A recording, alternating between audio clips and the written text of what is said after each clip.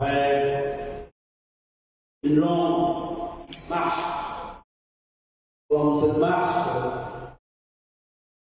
de l'année jubilaire, une fois qu'on arrive fatigué, on espère que ce temps aura été pour nous un temps pour nous refaire, pour nous reconstruire, un temps qui a allégé notre pas. Et alors, au moment où nous clôturons, notre pas est léger et puissant de la présence de Dieu et de la grâce de Dieu. Pour comprendre la fête d'aujourd'hui, nous devons reprendre ce que Christ a dit à ses disciples. Je ne vous laisse pas orphelins, je vous enverrai l'Esprit Saint. Et l'Esprit Saint vous conduira à la vérité tout entière. L'Esprit Saint qui a illuminé ceux qui ont écrit les évangiles. L'Esprit Saint a inspiré pour produire, n'est-ce pas, cette parole que nous acclamons comme étant parole de Dieu. Parce que inspiré par l'Esprit Saint. Et ce même Esprit Saint, eh bien, a inspiré les pères de l'Église, les docteurs de l'Église. Et cet Esprit Saint parle au cœur de l'Église pour nous permettre d'approfondir les Écritures. Ce qui, encore dans les Écritures, apparaît doucement, à peine dit, à peine voilé, comme un noyau, avec la présence de l'Esprit Saint, la sagesse, l'étude des pères et des docteurs de l'Église, nous allons l'approfondissement dans la police. Ce qui a amené l'Église à proclamer monte au ciel avec son corps et son âme. Alors, les lectures d'aujourd'hui nous présentent des pépites, des traces pour nous faire entrer dans le cœur de ce que nous vivons aujourd'hui, la célébration, la solennité de l'Assomption de la Vierge Marie. Le premier fondement,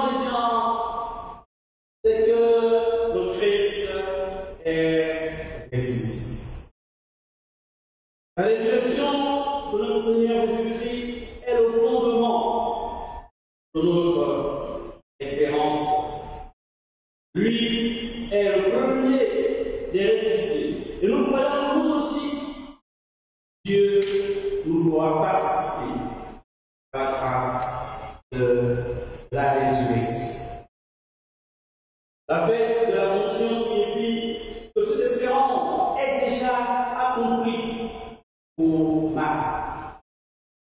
Dieu lui a fait la grâce de la résurrection de la chair en l'élevant avec son corps et son âme à glorifier. Elle est montée au ciel sans connaître la corruption de l'homme. L'Évangile nous dit aussi quelque chose de la solennité d'aujourd'hui.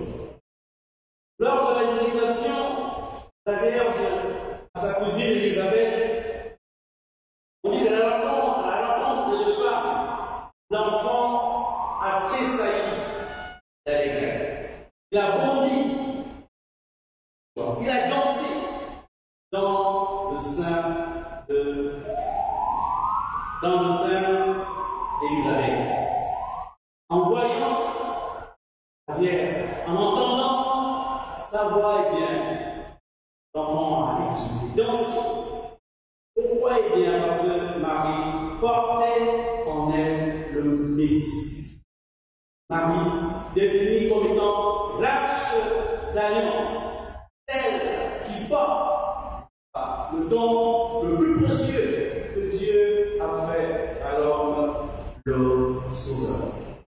Et Élisabeth, remplie de l'Esprit Saint, est la première à célébrer la Vierge Marie. La première à la célébrer comme une femme, non pas comme n'importe quelle femme. Tu es bénie entre toutes les femmes. Elle célèbre la Vierge Marie comme mère. Elle reconnaît en cette femme qui entre chez elle le mystère qui est en elle. Elle porte la vie qui vient de Dieu, le Fils de Dieu lui-même. Béni est le fruit de tes entrailles. Elle proclame la Vierge Marie comme étant la première Jésus, bienheureuse, celle qui a cru. En élevant, n'est-ce pas, aussi haut, bien Marie ouvre une nouvelle page de l'histoire du salut. À travers Marie, bien le Sauveur nous est donné. Alors, nous contemplons Marie comme étant l'arche, celle qui porte le don de Dieu, Fils même de Dieu, la présence de Dieu dans l'histoire des hommes, le Fils de Dieu est cher. Le catéchisme de l'Église catholique nous dit ceci: Marie, en tout le Sauveur, vient établir sa demeure et l'arche d'alliance, le lieu où réside la gloire de Dieu. Alors il est bon aussi de penser à David. David qui fait entrer l'arche d'alliance dans la cité sainte, la Jérusalem. Et nous voyons comment David célèbre ce entrée. Il danse en accompagnant l'arche d'alliance entre à Jérusalem. Et plus tard, car Salomon va construire ce grand temple pour accueillir l'arche d'alliance.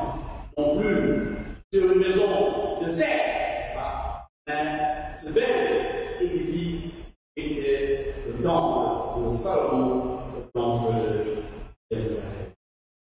Alors, pourquoi ne pas penser aussi à Christ lui-même est monté aux cieux? Eh bien, il introduit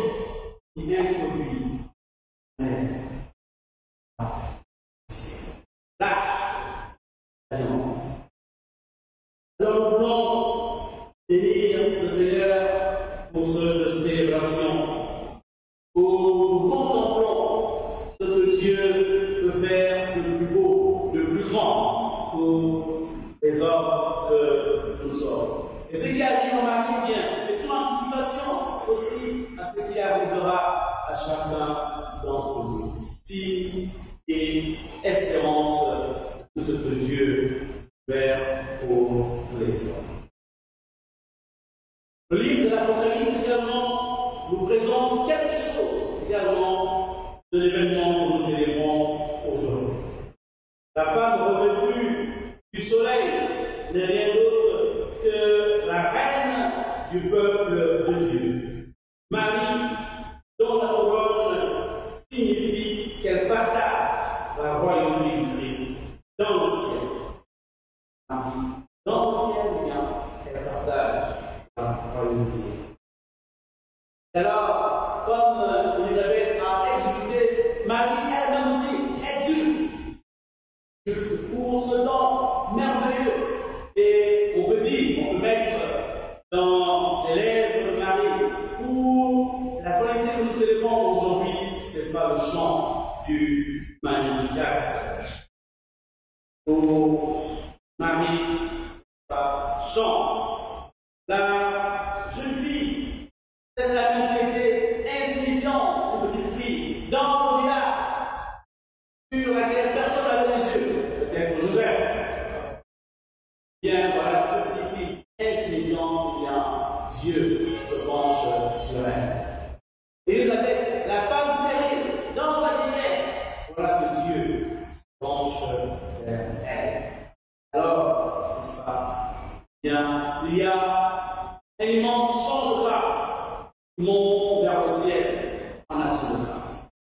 Pour dire que Dieu élève les hommes sur la terre, mais aussi élève dans. Alors, nous voulons bénir le Seigneur pour ce qu'elle a fait de Marie et ce qu'elle fait, ce qu'il fait et qu'il fera par miséricorde pour chacun d'entre nous. La célébration du jour s'enrichit de l'ordination de deux de nos enfants, de jeunes spirituels qui cheminent vers le ministère sacerdotal. Chers fils, Gilles et Christopher, Marie proclame dans le Magnificat Dieu élève les âmes, car il lui ressemble. Lui, cet homme, s'abaissant pour servir les hommes. Chers fils, ce Dieu nous visite aujourd'hui d'une manière particulière en faisant de vous des diacres, des serviteurs dans son Église. Ce Dieu met entre vos mains un don précieux et en même temps une responsabilité. À l'image de Marie, s'empresse vers sa cousine Élisabeth, nous prions pour vous, que vous ayez de l'empressement à porter la bonne nouvelle aux pauvres, à prendre soin des plus petits. Soyez généreux dans le service, à l'image de Marie, qui resta environ 3 ans avec sa cousine, 3 mois avec sa cousine Élisabeth. Je voudrais conclure cette méditation en disant un petit mot pour nos chers fidèles de la cathédrale Notre-Dame de l'Assomption qui aujourd'hui clôture le jubilé des 60 ans. Frères et sœurs bien-aimés, dans cette cathédrale, depuis 60 ans, Marie est vénérée sous le titre de Notre-Dame de l'Assomption. Nous prions que cette année jubilaire ait véritablement été pour l'occasion d'une ferveur renouvelée envers Marie, notre mère. Marie est la fierté de l'humanité. Ce jubilé a été favorable pour marcher avec Marie sur les traces du Christ pour notre salut. Un temps fort, la Vierge, encore une fois, est venue visiter ses enfants, toujours avec empressement et avec joie. Un temps favorable qui nous a permis, encore une fois, de contempler le Seigneur qui fait des merveilles pour les petites personnes que nous sommes. Un temps de rencontre, de visitation, pour apprécier les dons que Dieu a déposés dans les différents groupes de mouvements comme notre paroisse. Un temps aussi pour poser de nouveaux jalons, établir des ponts pour une meilleure cohésion, une fraternité dimensionnelle. Un temps pour célébrer la vie de Dieu en nous. Que Dieu soit béni. La clôture du jubilé est et doit être la mise en œuvre de toute la réalisation et de toutes les résolutions prises.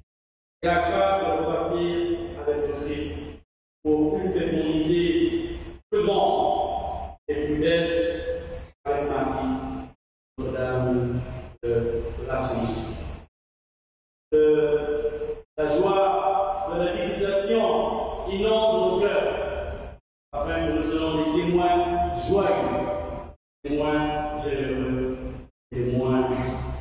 Jésus-Christ, premier servi, mais aussi des témoins au service de leur frère.